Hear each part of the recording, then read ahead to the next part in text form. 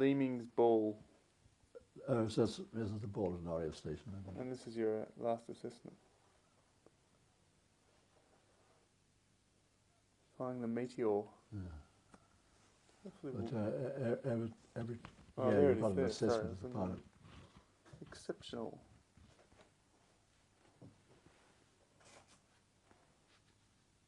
So, who assessed you in this situation? The station commander.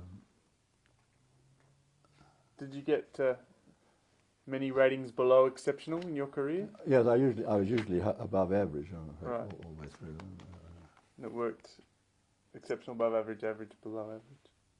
What would happen if you got assessed below average? I think you'd probably get taken off flying. Really? Oh, I just wait a minute. I'm going to have a pee. Right. What's the interesting thing at Chequers? Well, the Ministry of Home Security sent a man down to check Churchill's security, and a public servant came down, and he hired himself a colonel's uniform from a theatrical outfitter. And he got off the bus, and he had about half a mile to walk up the narrow road that runs up to the front of Chequers. And of course the coasting guard on duty at the gate saw this colonel's hat coming towards him, got to the slope and gave him a cracking present arms, almost broke the rifle in half.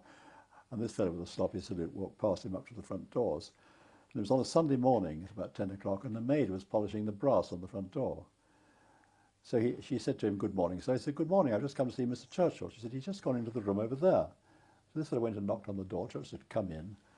So this fellow went in and said, "Look, I'm not a colonel at all. I've borrowed this uniform. I've got in my pocket a model of a German Luger pistol with a silencer. I'm sure I could shoot you like this and walk out the way I've come in, and I'm sure no one would stop me."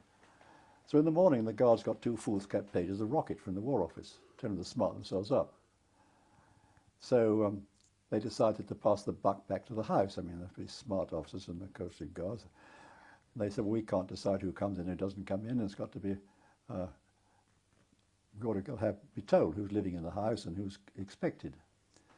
So every day the secretaries had to produce a long list of all those living in the house and all those who were expected. About 3 weeks later, on a rainy, wintry evening, it was pouring with rain, a large Hummer drew up at the sentry at about 10:30 at night with Anton Eden, who was War Minister, who just had a reversal in the desert, wanted to consult Churchill about sending reinforcements out. And he came rushing up to the gates, and the sentry went out, said, "Halt, who goes there?" Came round with his little list and a torch, and Anton Eden wasn't on it because he wasn't expected. He says, "You can't come in, sir." He said, "But I'm the Minister for War, I'm your boss." He says, I'm sorry, sir, my instructions are absolutely explicit, sir. No one must pass this post whose name isn't on this list, sir, and it's not on the list, sir. So you can't come in. So they had to turn this great Hummer around this little narrow gravel road. And he said, "Go back to the main road, turn left in the village, turn left at the War Memorial, take the second gate on the left, halfway up the hill is a fork, take the left-hand fork, and you'll come to a little cottage. And that's the gamekeeper's cottage. That's the officer's mess, sir." So they turned this great Hummer around and went off. And after a time they found this officer's mess, but the duty officer had gone off on his rounds. And all the other officers up in London, the guards officers don't hang about in the country on the weekend when they can have a time in town. And he was kept to kicking his heels about an hour while this fellow who was checking the sentries and coming round. So they got another foolscap bit of rocket. So then they laid on 2 sentries at the gate and 2 duty officers, one always on the phone.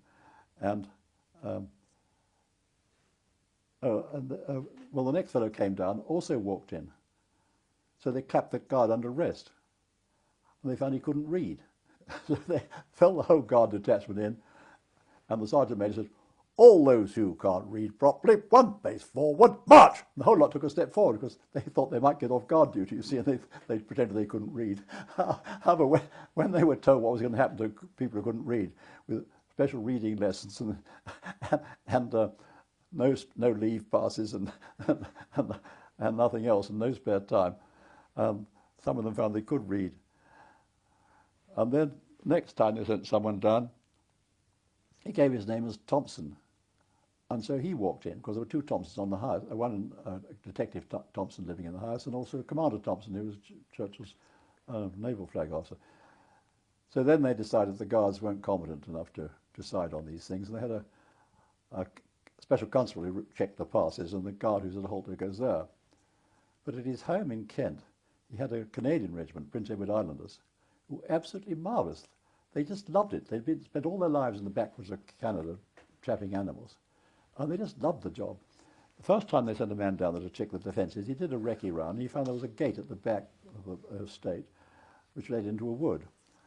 And they the chap climbed over the gate and walked through this wood, and he fell down a bear trap. They'd made a bear trap, covered it with some leaves and things, and he'd gone straight through and broken an ankle. And it took about 2 hours for anyone heard his calls. The next chap they sent down was found hanging up by his ankles from a tree. They had one of these bear traps that pull a thing over and put a loop on the ground, and he was hanging up by his heels. And after that, they couldn't find anyone who dare go down there, so they sent 2 men down who pretended they were painters. And they started painting the railings at the front. The gates were chained up at the front. You had to go around to the back to get in. And then they put their ladders over and climbed inside. And after about 3 days, they couldn't find any information from each other to find out what had happened. So they got someone from the War Office to go down with them. And they found these 2 chaps chained up in a cellar with their arms behind their back. Some saying, "Come on, admit you're a bloody German. Come on, admit you're a bloody German." Wretched chaps. After that, they decided they didn't need any. And I was there one day when, one dinner, when Wavell was over from the desert, and he was discussing what he needed for some attacks, and suddenly the local alarms went off. And Churchill gave me a nod to go and find out what was going on. So I went round and found the army major there was briefing the troops. He said, "We've got a report that 1,000 parachute troops are dropping in this area. We will defend the Prime Minister of the last round. The honour of Canada's at stake. We will, after we use the last round, we'll use our bayonets and then we'll use our fists. And if we take any prisoners, they mustn't interfere with our fighting abilities. And if we take any prisoners, we may have to share our rations with them until we can be relieved." The panic was over in half an hour because it was one crew of one RAF bomber had bailed out, 7 chaps coming down, all picked up in the searchlight beams, and everyone fire watching said, "7 parachutes right over my house." But this was interpreted all around the countryside. It ended up to over 1,000. However, the panic was over in half an hour. Well, the very next morning, a solitary German fighter pilot, they'd stopped doing daylight raids, but they sent the odd Messerschmitt in a very shallow dive at very high speed, dropped a very small bomb on London and whizzed out again. And one of these chaps was shot down and came down by parachute in the Churchill's grounds at Chequers. And one of these half-Indian, half-French chaps rushed out of it and actually cut his head off with a bayonet. Actually severed his head. I'm not sure my butcher could do it. And the major was absolutely appalled. This had got into the press. Every Canadian prisoner of war in Germany would have been slaughtered. He said, "What the bloody hell did you do that for?" He said, "I'm not sharing my so-and-so rations with his so-and-so Hun." That was it. He said that their IQ was so low that you had to give everything very clearly to them. And if they went out of camp, they were only allowed half a crown. If they had more than that, they get fighting drug. Of course, the poor chaps, I suppose, all went over to Dieppe. But Thank you for that. Just coming back to Dunkirk and coming in contact with the Messerschmitts, were they better planes than what you were actually flying there? the Messerschmitt and the Spitfire were very much on a par. The Spitfire could outturn the Messerschmitt, but the Messerschmitt was faster in a dive.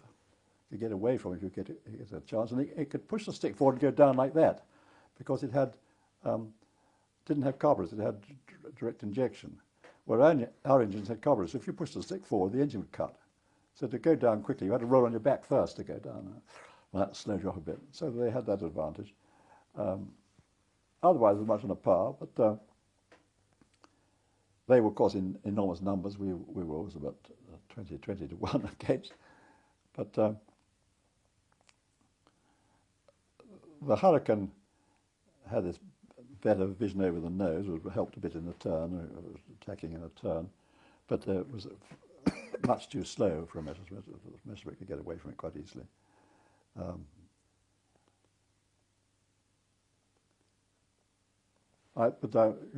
Galland, the top chap whom I met after the war, he told me that he told Hitler, who asked him what he'd like, or was it may have been Goering, said, "What would you like to help you?" He said, "I'd like a few squadrons of Spitfires." So they obviously thought Spitfires were a better aeroplane, certainly a much prettier aeroplane, had much more legroom. If I got in a cockpit on a Messerschmitt, the roof would be right down to my head like this. What about their pilots? You sort of said that some of They the were Spitfires... far more experienced than we were. You see, when the war started, a lot of their squad commanders had been fighting in the war in Spain. They'd had operational experience. They'd nearly all fought through the campaign in Poland, in Norway and Denmark and Holland, Belgium, France. They'd been all through all that, so they had a great experience. We hadn't seen anything in the way of action until, except the squadrons, the Hurricane squadrons had been out in France. Some of those chaps had had some experience, but nothing like that. And of course, they had unlimited money. Their training system was much better than ours. They had far more flying experience, and their message was really marvellous. Have you ever been into the thing that really shook you when first time you went down to the loo was they had all these rows of urinals, and above them were two china handles and a vomitorium, so you could pee and vomit at the same time. and quite extraordinary. And they spared no money on their Air Force. It really had everything they wanted. Whereas we were penny pinching all the time.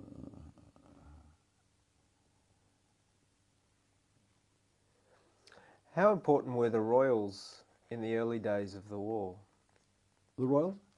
Oh, very much so. I mean,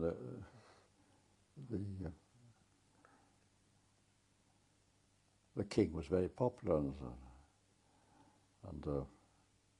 he had been in the Air Force, of course, so he had an idea what it was all about. I never met him. I met the Queen, the Queen Mother, of course, when I went to Buckingham Palace, and I met the Queen several times, and the Duke.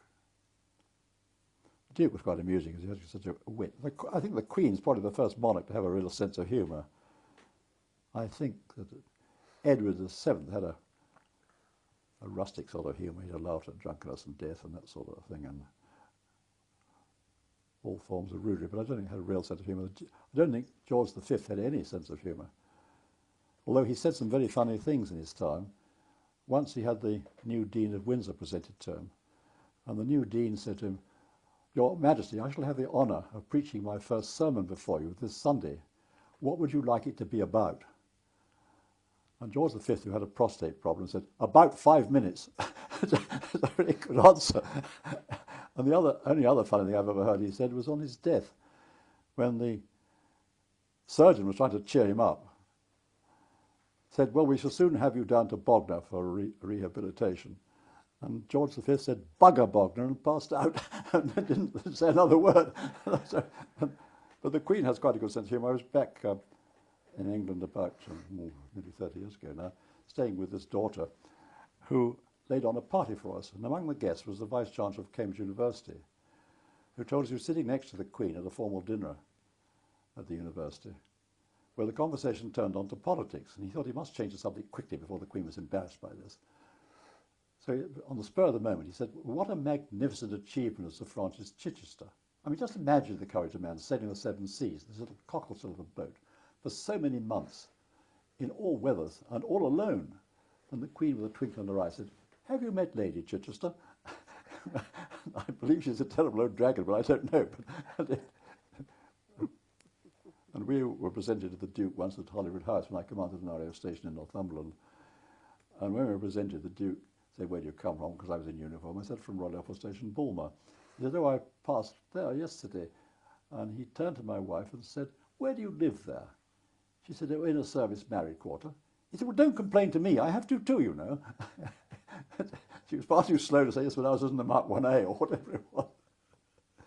Of course, he gets himself into so much trouble with his quick wit, but he got away with one, I believe, on the Victory Day, when the carriage was passing in front of the saluting base with the Queen of Tonga, who was a huge woman, and sitting beside her was a very thin little man in a morning coat and striped trousers. And someone in the royal box said, "Who's that with the Queen?" And the Duke said, "That's her lunch." Luckily the press didn't pick it up, or he'd have been in more trouble.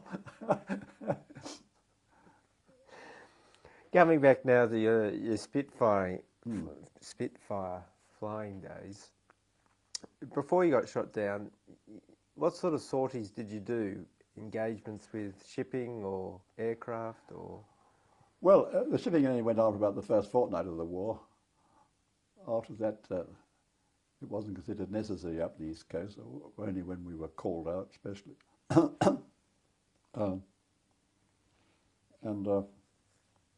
was once I got to a flight, a new squadron. We were training pilots from scratch, teaching them to formation fly,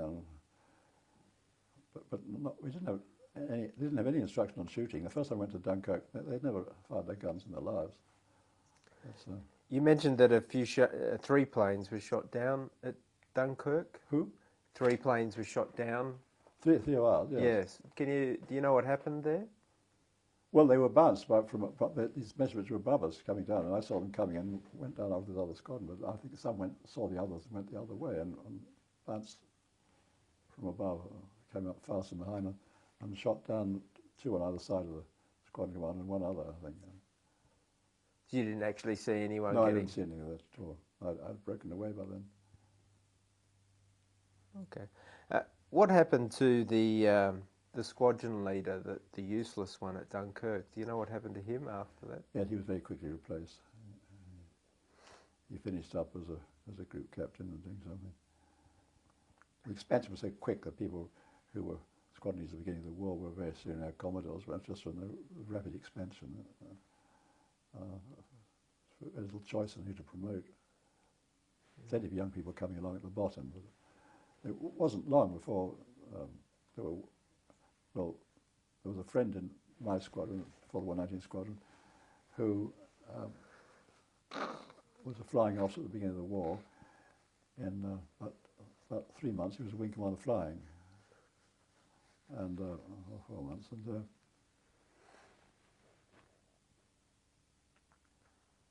when he died, he got TB and was invalidated out of the Air Force and died. And his widow just had a flying officer's pension, although he was a wing commander acting. Someone did get that raised for him to a bit higher. It was rather sad, really. She came out here when I was here, having got a job with a fellow called Dibs Maver, who ran a radio program on the ABC in Sydney.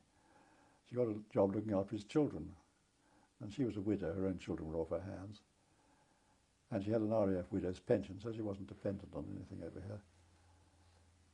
And when she applied for citizenship, they were told the quota from Britain was full, and she had to get back to England.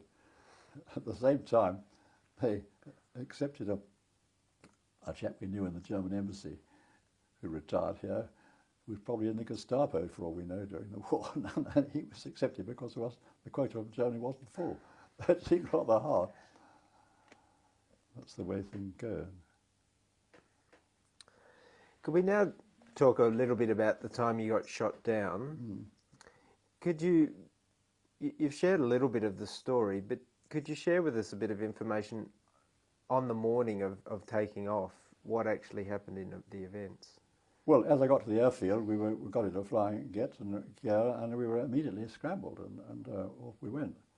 And we were still climbing, and I saw them first and called out, tally ho, ahead and above, and straight ahead, and there they were. And once my guns jammed, I was keen to get away, so we could break away then, and I started to go down underneath the chap this German in front, but I got hit again. I don't know whether by a rear gunner or by somebody coming up behind. I didn't see.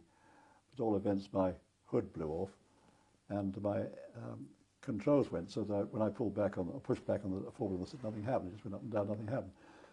And the aircraft went down, and I noticed it had 450 knots on the clock as I was getting out.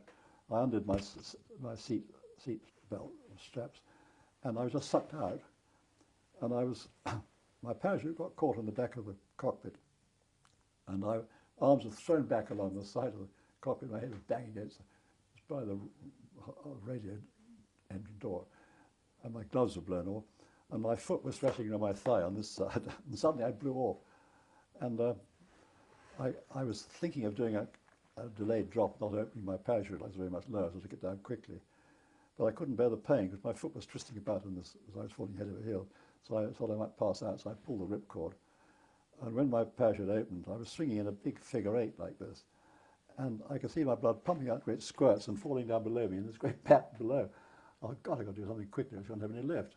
I should be passing out. So I had my helmet on still with the wire hanging down, so I put the radio cord around my thigh and put a half hitch on and tightened it and tightened it and tightened it till I got down to just the odd drip.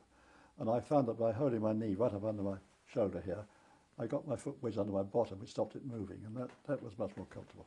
And I felt quite cheerful, and I sailed right across the top of Duxford Airfield, saw the odd aircraft land and take off. One or two pilots coming back circled around me and gave me a wave, and I waved back.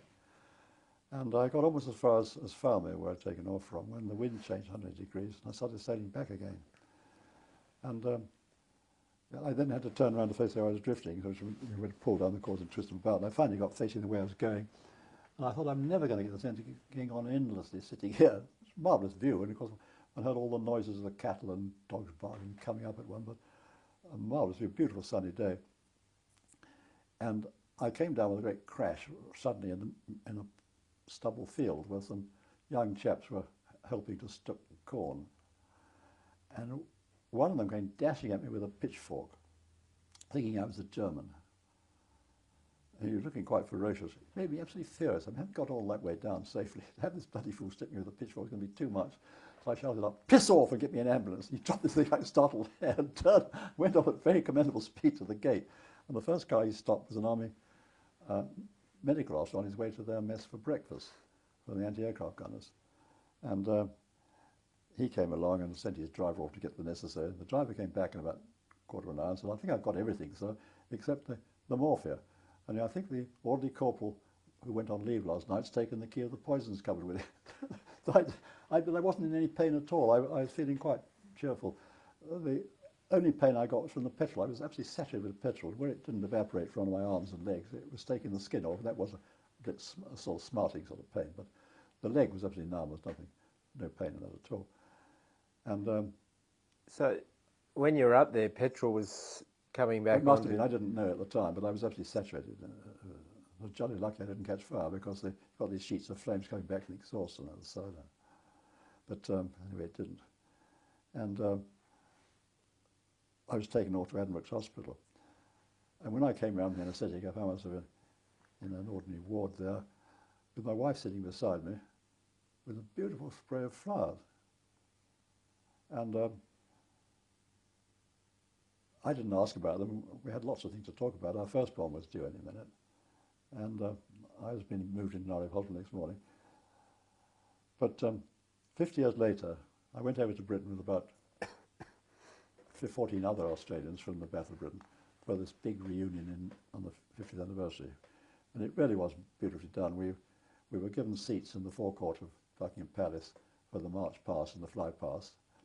Our Chief of Air Staff, Ray Fennell, stood on the saluting base with the Queen because there was an RAF detachment marching past too. And the Royal Air Force Chief of Air Staff on her other side. So we had a marvellous view of that, and then the Queen came and spoke to us in the court, in the forecourt. Afterwards, then we went to lunch in the members' dining hall at Parliament House, and the whole week everything was laid on for. We had a wonderful time. But while I was over there, I stayed for a week with a sister who lives near Cambridge, quite close to where I was shot down. And her husband asked me to speak at a Rotary Club dinner in Cambridge about my experiences during the battle. And after I'd spoken, a little white-haired woman came up to me and said, "Did you ever get my flowers?"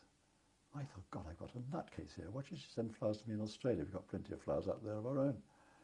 But it turned out that on the morning I was shot down, she was waiting outside a church in a little village called Foxton, about 10 miles south of Cambridge, waiting for her bridegroom to turn up for a wedding.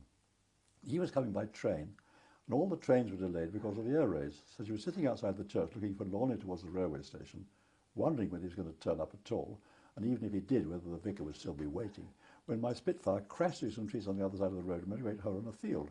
She made her look up. She looked up, she saw my parachute at a great height, a little white spot up there in the sky. And she watched, and I went very slowly across the sky and disappeared behind some tall trees. She then went back to looking towards the railway station. About 10 minutes later, she saw people looking up again, so she looked up, and I was coming back again because of the wind had changed.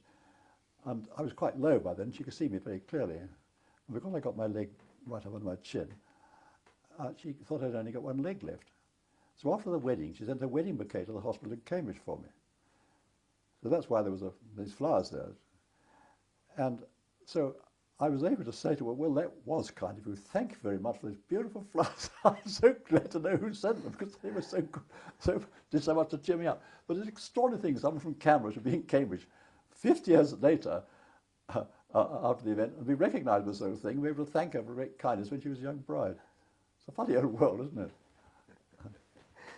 Just coming back to the flying of the plane when you got hit, was there at all ground fire, ACAC and that sort of stuff from... Well, I didn't know. I thought I had been hit by anti-aircraft fire to start with.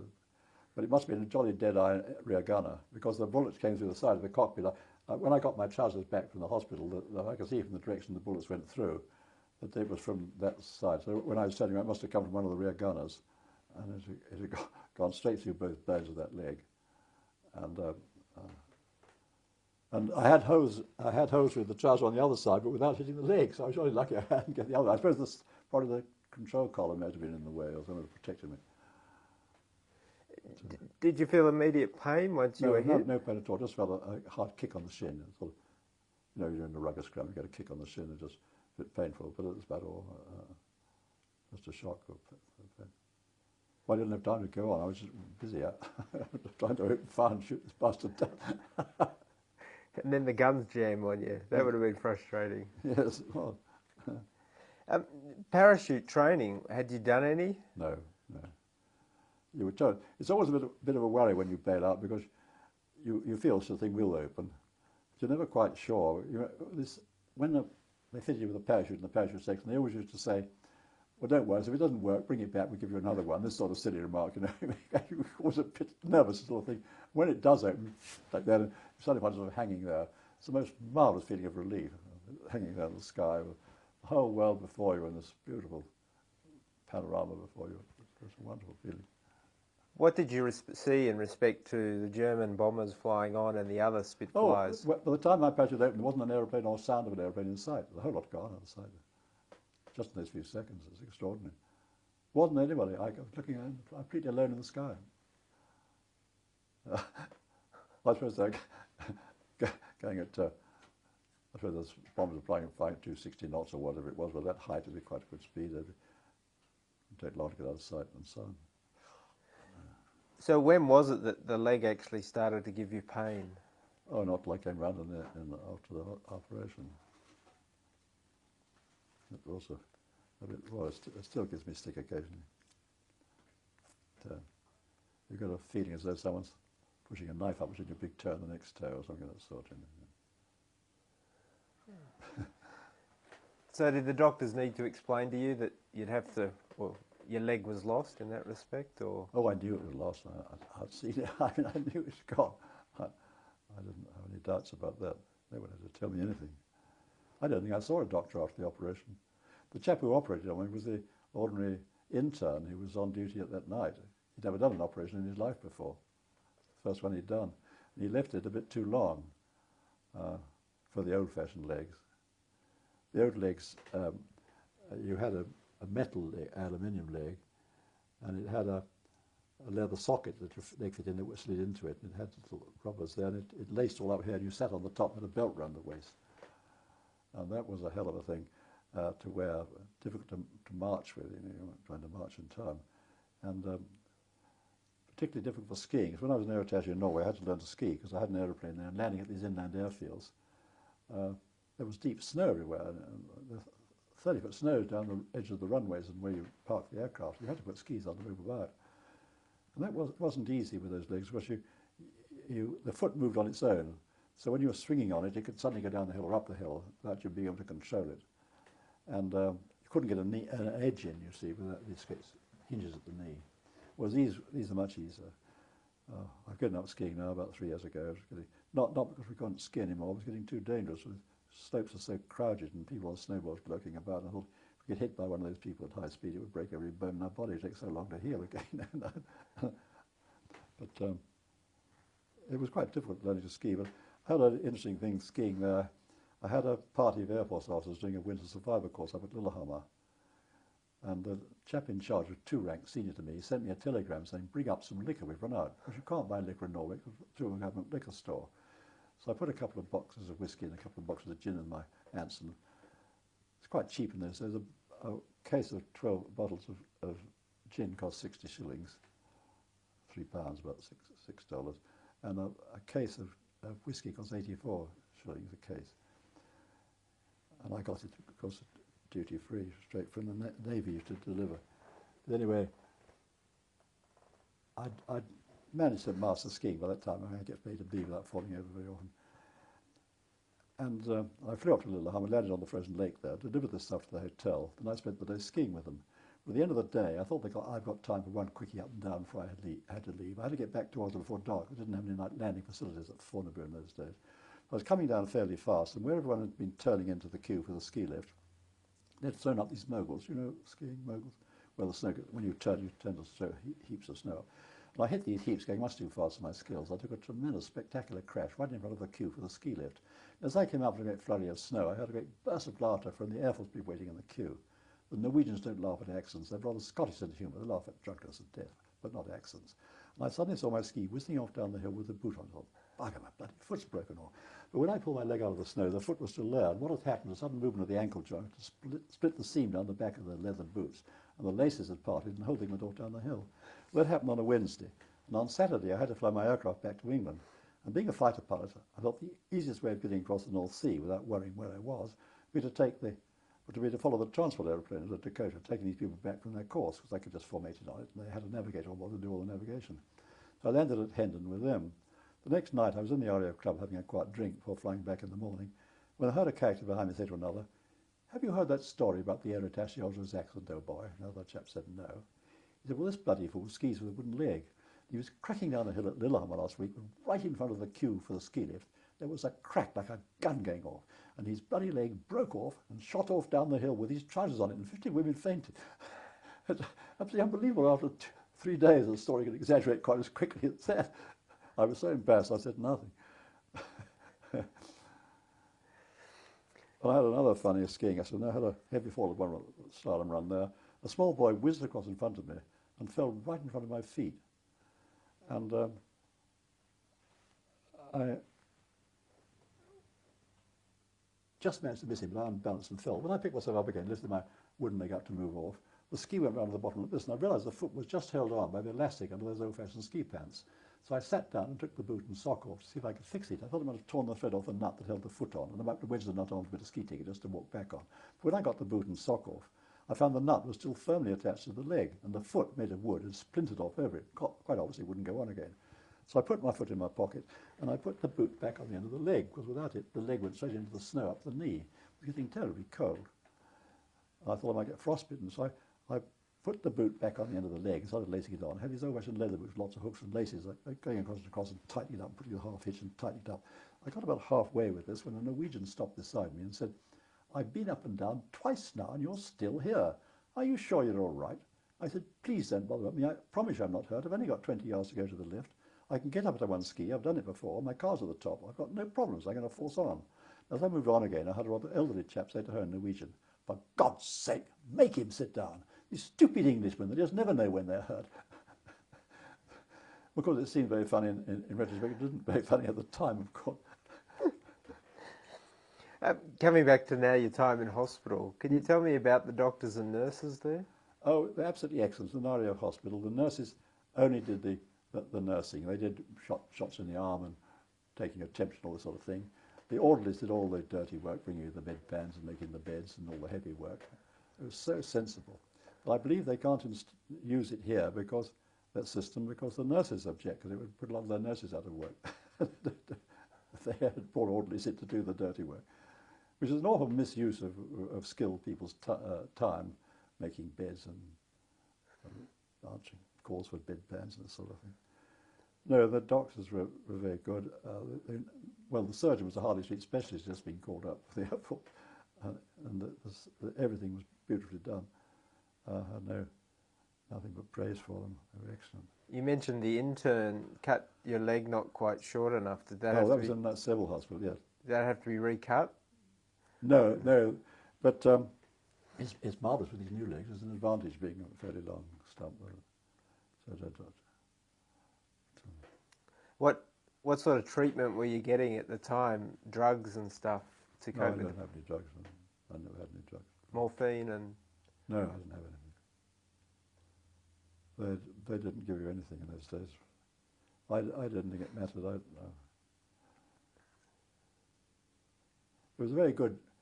There was a Polish officer opposite me, and the funny thing happened there on the 15th of September, when Battle Britain Day, when George the spoke on the radio. And before he spoke, they played the national anthem, "God Save the Queen." And this old Pole thought it was a German hymn. He picked up his shoe and flung it at the radio and broke it. We never heard the speech. He was terribly apologetic when he found out what he'd done. And he gave us all one of his buttons. He cut the buttons off his uniform, gave us one each. Poor chap. So what had happened to some of the fellas that were in that ward with you? Well, only one other than the fellow on my left, well, part of the others were rather elderly gentlemen who'd been called up for the war. One of them had been in the Boer War, having stomach problems or something of that sort. They weren't all young fighter pilots, and there was this Pongo on my right. Oh, there were one or two other pilots, but I was only in 3 weeks, and I was glad to get home. And I went out every day. My wife used to come and pick me up and go out for a drive. Were you hit by depression at all that you'd lost the leg?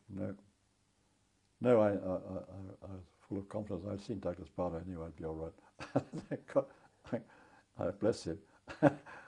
So and he was when I got home, as this new baby was there, no one gave me a thought. They were all the attention on this baby, and mine too, you see. It took all the worries about it. And in the village, I was a hero. I mean, everyone's seen this thing going on. I couldn't buy a drink in the pub or anything done. Everyone would do it at once. So it was, and then of course I got this job with Churchill. Well, I didn't have time to worry about my leg there. And of course in those days, when I was young, I could hop everywhere. I'd stand around having a drink before lunch or dinner on one leg, and I'd hop into dinner and sit down. And I don't know, it was I can't remember any problems with it. It was just a ball until I could get a leg.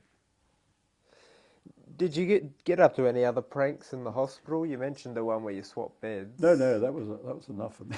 I got enough trouble from that, but in fact it was a good result. But that was a very funny happened at Chequers. I was waiting to see him off one morning with the curator at Chequers, Miss Lambert, who ran the place, and he was always in a great hurry to get up to London to get his hands on the reins again. But the Ministry of Home Security had insisted that for any German aircraft over the country, he should have an armoured car to escort him in case he were attacked by parachute troops or something on the way. So this slowed him up terribly. So I had to have a line to the Observer Corps and be near the front door when he was leaving. So I could tell him he could go without the armoured car. His driver could drive fast through the traffic. But the armoured car couldn't, looking through these slots, could never see anything. It slowed him up terribly.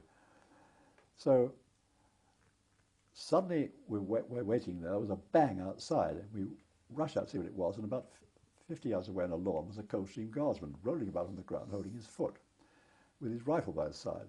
And he tripped over a wire, and his rifle had gone off and drilled a neat hole through his boot, and there was blood pulsing out. So Miss Lambert was a very common of person. She came from the Isle of Skye. You rolled him on his back, so I was taking his boot off. She saw me standing there doing nothing. She said, "Go back to the house and get the first aid box off the bathroom cupboard, and you better bring some brandy." So I shot him through the front door. And just inside was Churchill's butler, a man called Sawyers, brushing the old boy's black Homburg. I said, "Drop that, Sawyers, and fetch some brandy." Guardsman just shot himself out there.